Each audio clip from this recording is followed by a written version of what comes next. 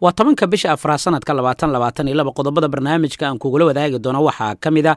muxuu yahay afgambiga siyaasadeed ee ka dhacay gudaha dalka Pakistan. Imran Khan ra'iisul wasaaraha dawladda Pakistan oo meel cidla ku soo dhacay xilka qaadista lagu sameeyay qalalaasa cusub ee laga baqay dalkaasi Pakistan waase kuway dawladaha xiga ee reer galbeedka ay doonayaan in weerar ay ku qaadaan kadib Pakistan. Waxa kale oo aan eegi doonaa macluumaadka ku saabsan Ruushka oo ka digay Mareykanka laftiisa in ay wada dagaalami doonaan haddii aanay joojin waxyaabaha tuhunada ku abuuraya dawladda Ruushka ee ka soconaya gudaha dalka Ukraine. Qodobadaas iyo wararkii ugu dambeeyay doorashooyinka dalka Faransiiska iyo macluumaadyo kale ayaan goordhow ku ogaan doonaa qaybtan insha Allah. Ku soo dhawo markale maracada show ka dib aragtidaada qodobka ku soo jiita lana wadaag saaxiibadaada aad baad u mahadsan tahay. Waxaan ku hormari doonaa dalka Pakistan. Baarlamaanka dalka Pakistan codkii kalsoonida ayay kala laabteen xukuumadda uu hogaaminayay Imran Khan. Wadanayaasha baarlamaanka ee dalka Pakistan ayaa codka kalsoonida u qaaday xukuumadda ra'iisul wasaare Imran Khan kadib markii fadhi qaatay ku dhawaad 14 saacadood ay yeesheen. Sidoo kalena inta codeyntaas ay socotay waxa iscasilay gudoomiyihii baarlamaanka iyo ku-xigeenkiisii oo gabi ahaanba u muuqanaya inay la safnaayeen Imran Khan.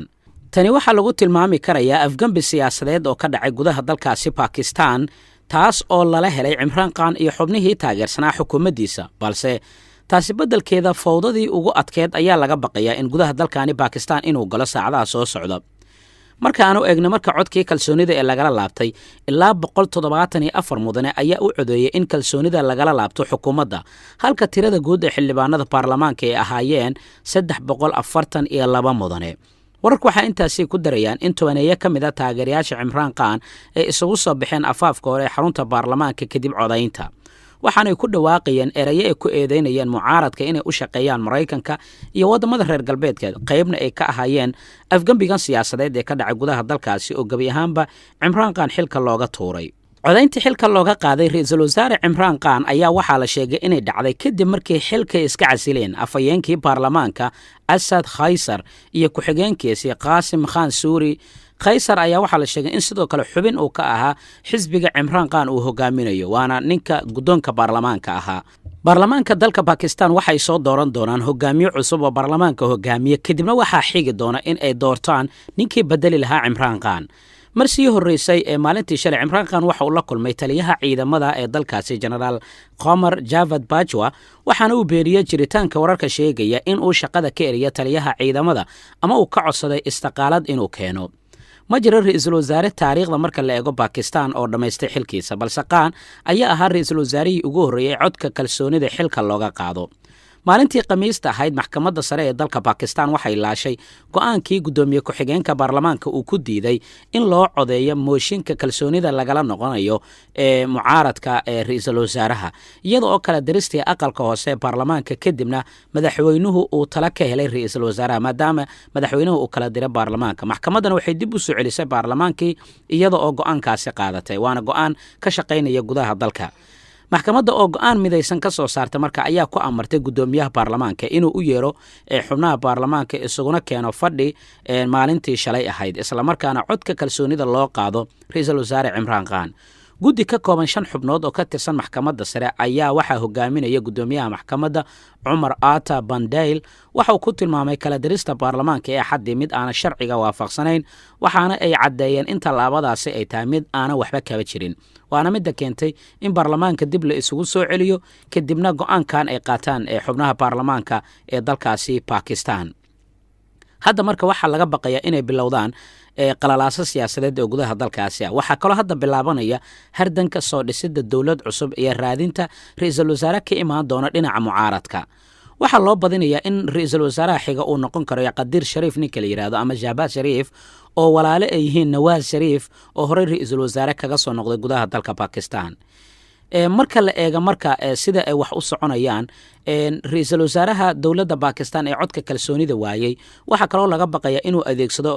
kaarkiisii ugu dambeeyay oo ah in uu amro shacabkeena isugu soo baxaan wadooyinka waaweyn isla markaana uu ugu baaqo mudaharaadyadooda iyo banaanbaxyadooda inay sii socdaan, taas oo xaaladda ka sii dari doonto. Ninka hadda loo saadaalinayo in xilkaasi uu qabto ee Shahbaz Sharif waa nin ka tirsan xubnaha mucaaradka ah ee dalkaasi Pakistan, waana ninka la tuhmayo ugu yaraan inuu noqon karayo hogaamiyaha cusub ee dalkaasi Pakistan. Marka aynu eegno marka ruushka intii taageertay ee dagaalka Ukraine ku taageerta ayaa sidoo kale hadda wadnaha farta ku haya waxay u badan tahay in qalalaase gudaha lagu kicin doono wadamo dhowr ah sababtoo Pakistan waxay ahayd dawladda sida adag uga soo horjeeday tallaabooyin kasta oo reer galbeedka ay dalbanayeen ra'iisul wasaare Imran Khan ayaana dhammaan tallaabooyinkaasi qaadayay Turkiga wuxuu u muuqanayaa in uu qaatay go'aan dhexdhexaad ah inkastoo dhexdhexaad uu iska dhigay haddana wuxuu si hoose ula safraa dhanka wadamada gaashaanbuurta NATO marka go'aanada qaar lagu qiimeeyo waxaana u muuqanayaa go'aankaasi go'aan caqliyeysan inuu ahaa waxaa jidka ku soo jiri karaya oo aad loo hadal hayaa iyagana marka Pakistan laga yimaado India waxaana laga baqayaa in la gelin doono dagaalo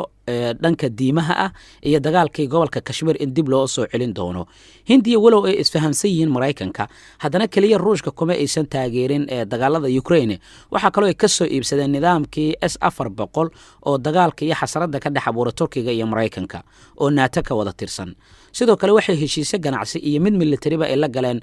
Ruushka Shiinahana aad ayay u soo dhaweysteen Ruushka iyo Shiinahana reer galbeedka lama tusi karayo dhanka carabta marka aynu eegno Sacuudiga ayaa sidoo kale aad loogu baqaa oo tallaabooyin adag qaaday tan iyo bilowgii dagaalka Ruushka ee dalka Ukraine xitaa lacagta Shiinaha ayuu Sacuudiga go'aansaday inay gaaska ku kala iibsadaan lana soo nooleeyo taasi oo Mareykanka u cuntami weysay Imaaraadka Carabta sidoo kale isha ayaa lagu hayaa Shiinaha inkastoo dawlad quwad la ay tahay haddana kaliya iyaga waxa loogu gootinayaa balcar weerara ee dalka Taiwan waad arki doontaan waxa idinku dhacay Shiinahana 10 ayuu ka qaatay dawladda Shiinaha kadib markii dawladda Ruushka aan iraahdo kadib weerarkii ay ku qaaday dalka Ukraine adiga maxaa kaaga baxay qaybta hoose aragtidaada ku reeb aad baad u mahadsan tahay falanqaynta siyaasadda iyo arrimaha sirdoonka ayaad weli ka daawanaysaa Maracadda Show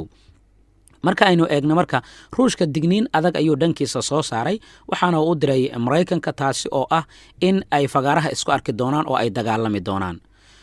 wadamada reer galbeedka ee hubka ku guraya dalka Ukraine waxay halis ugu jiraan inay u horseedaan in Mareykanka iyo Ruushka ay maraan jidka iska horimaadka tooska ah ee militariga sidaasi waxa yiri danjiraha Moscow u fadhiya magaalada Washington ee dalka Mareykanka Anatoly Antonov oo la hadlay warbaahinta tani markii uu bilowday weerarka militari ee dalka Ukraine wadamada gaashaanbuurta NATO iyo xulafadooda waxay ka gaabsadeen ku lug lahaanshiyaha tooska ee dagaalka laakiin waxay si firfircoon si hoose ugu taageerayeen xukuumadda fadhigeedu yahay magaalada Kiev iyaga oo siinaya noocyada kala duwan ee hubka iyo rasaasta marka sidaasi ay yeelaan sida uu qaba safiirka dawladda Ruushka ee dalka Mareykanka kadib markii waraysi uu siiyay wargeyska Newsweek dawladaha reer galbeedka waxay si toos ah ay ugu lug leeyihiin dhacdooyinka hadda soconaya waxayna horinayaan dhiig kale inuu daato Antonov ayaa sidaasi ku sheegay kadib markii waraysi uu bixiyay waxaana uu tilmaamay in falal qatar ah iyo daandaansi ahba ay sameynayaan Mareykanka iyo wadamada reer galbeedka taasi horseedi doonto in fagaaraha dagaalka ay isku arkaan Putin iyo Biden waxay taasi horseedi doontaa in Mareykanka iyo sidoo kale Federationka Ruushka ay qaadaan dariiqa iska horimaadka tooska ee militariga hub kasta iyo qalab kasta oo militari oo ka yimaada reer galbeedka oo ay kolonyo gaadiid ahi ay la dhexmaraan gudaha dalka Ukraine waa bartilmaameed militari oo sharci ah oo ay beegsan doonaan ciidamada qalabka sida ee Ruushka sidaas ayuu yiri iyada oo 2 maalmood ka horna wasiirka arrimaha dibadda ee dawladda Ukraine Dmitry Kuleba uu gaashaanbuurta NATO uu ka dalbaday dalkiisa inay siiyaan hubka noocyadiisa kala duwan safiirka dawladda Ruushka u fadhiya gudaha dalka Mareykanka Antonov ayaa sidoo kale waxa uu sheegay in sahminta militari ee Ukraine ee gaashaanbuurta NATO ay bilaabatay waqti dheer xitaa ka hor bilowgii ololaha Ruushka ee gudaha dalka Ukraine erayada Antonov ayaa sidoo kale waxa uu ku tilmaamay in Ukraine ay galbeedku hub ay ku hafinayaan markii madaxweyne Vladimir Zelensky uu ku dhawaaqay qorshayaasha Kiev ee ah helitaanka hubka nuclearka isagoo tixraacay hadal oo Zelensky February 19keedii 5 maalmood ka hor bilowgii weerarka Ruushka uu ka jeediyay shirkii ammaanka ee magaalada Munich kaas oo ka hor imaanaya heshiiskii Budapest Memorandum of Understanding oo ay Kiev uga taqallustay gabi ahaanba hubka nuclearka taasi waxaa lagu waramayaa inay tahay caqabad kale oo weyn oo soo wajahaysa ee dawladda Ruushka maadaama taasi iyadoo ka baqanaysana ay bilowday dagaalka tooska ee ku qaaday dalka Ukraine dhinaca kalena isbuucii koowaad ayaa waxaa lagu waramayaa dawladda Ruushka inay dardar adag ee ku soo gashay dagaalada Ukraine ka soconaya taasna waxay keentay in loo maleeyo inuu ku soo afjari karayo guud ahaan dagaalada dalka Ukraine muddo 10 maalin ah laakiin sidaasi ma aysan dhicin dagaalka Ruushka uu ku qaaday dalka Ukraine waxa uu galay bil iyo bar ilaa imikana reer galbeedka waxay leeyihiin ma jirto wax natiijo oo la taaban karo oo Ruushka uu ka gaaray dagaaladan keliya waxa uu suuro gashay inuu si buuxda uu u maamulo gobolladii u aqoonsaday dowlado madax bannaan oo kale ah luhaniski iyo donetiski sidoo kalena wuxuu isku dayay inuu isku daro gobolladaasi iyo jasiiradda kremiya laakiin way u suurtageli weysa arrintan oo magaalada mariupol oo dhexda ku taalla ayaa laf dhuun gashay waxay ku noqotay dowladda ruushka maalintii uu dagaalka u bilowday ilaa iyo haddana magaaladaasi dagaallo adag ayaa ka soconaya oo ruushkana weli ma uusan qabsan haddii ruushka uu ku fashilmo in magaalada mariupol uu qabsan waayo macnaheedu waxay tahay in isaga lagu maqan yahay iskaba daaya inuu waddan kale uu wax u dhime waxaa kaloo dib looga saaray magaalooyinka iyo dhulka waqooyiga ah toddobaadyadii ugu dambeeyey inkastoo muddo maalmo uu ku qabsaday magaalooyinka hadda ciidankiisa dib ay kaga baxeen